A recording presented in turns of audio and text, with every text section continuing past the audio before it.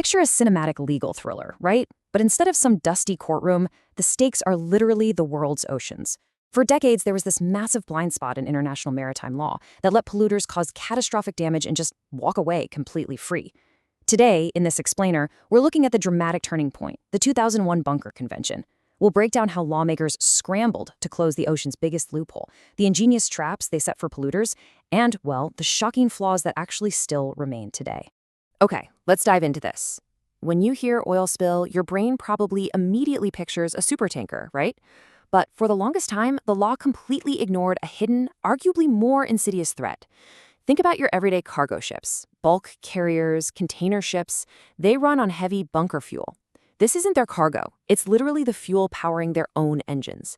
And this stuff is incredibly sticky, intensely toxic, and notoriously impossible to clean up. When these non-tankers spilled their fuel, it was an absolute environmental disaster. And legally, it was the Wild West out there. To really grasp why the law had to change, we gotta look at the escalating disasters of the 1990s. It was like a rapid-fire sequence of shipwrecks. You had the Kandalashka and the Borodinskaya Polier back in '93, then the Sita violently running aground in '97. Each of these unleashed massive amounts of bunker fuel into the water. The aftermath was always exactly the same: ruined shorelines and victims left with zero compensation. The pressure on international lawmakers was just absolutely reaching a boiling point. Part 1. The Setup. A system designed to fail victims. So here are the real legal villains of our story. First, imagine your coastline is completely ruined. Well, you had to legally prove the ship was at fault, which was a massive, impossibly expensive hurdle. Second, even if you did manage to win, you'd usually find out the ship owner was just a shady, single-ship shell company with zero assets. I mean, the ship is sitting at the bottom of the ocean, and the company is legally penniless. Third, these ships weren't even required to have automatic insurance for this specific type of pollution. And finally, this is the ultimate trick. Even if they did have insurance, the insurers hid behind these sneaky pay-to-be-paid clauses. Basically meaning if the bankrupt ship owner couldn't pay up first, the insurer didn't have to either. It was a total checkmate against the victims. Part 2. The Turn. Enter the Bunker Convention. To make sure absolutely no one could slip through the cracks anymore, lawmakers had to redefine what a ship actually is. And check out this brilliantly simple definition: any seagoing vessel and seaborne craft of any type whatsoever. They cast the widest net imaginable here: a colossal bulk carrier, a luxury cruise liner, or even just a tiny harbor tug. If it goes to sea, it is legally bound by these rules. No exceptions. And they applied that exact same aggressive logic to the fuel itself. They didn't just ban heavy fuel oil, they defined bunker oil to include lighter fuels, lubricating oils, and yeah, even those gross, sludgy residues left at the bottom of engine room bilges. The real genius here is the phrase "intended to be used."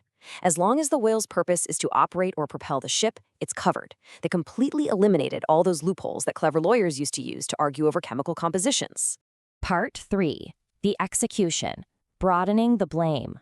First up on their execution plan, strict liability. Guys, this was a massive legal earthquake. Remember how victims used to have to prove the ship was at fault? Not anymore. Fault literally does not matter. Imagine a bulk carrier is just peacefully docked at a port, right? And a reckless harbor tug crashes into it, cracking the bulk carrier's fuel tank and causing a massive spill. Under the Bunker Convention, that bulk carrier is strictly liable for the pollution simply because the oil came from their ship. Even if they are 100% innocent of causing the crash, they pay the victims first.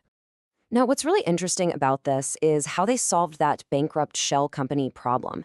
They did it by completely redefining the word ship owner. It's no longer just a name on a dusty registration document. The law legally channels liability to the bareboat charterer, the manager, and the operator.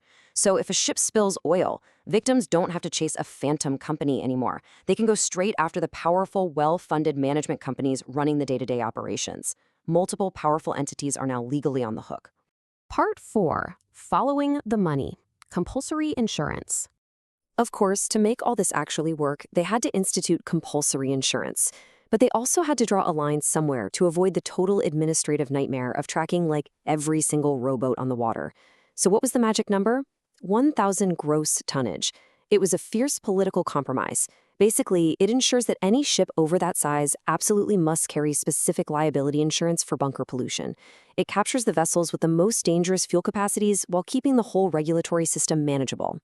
But think about it. How do you actually enforce international law out on the open ocean? Well, you use the ports. The convention created a strict system of state certificates. Once a ship proves it has the compulsory insurance, it gets a blue card and a state certificate. Port authorities all around the world now basically act as the ultimate bouncers. If a massive cargo ship rolls up to a port in the UK or Japan or Brazil and they don't have that certificate physically on board, no way. They are aggressively detained or denied entry entirely. It effectively grounds uninsured ships. Part 5. The climax. Forcing insurers to pay up.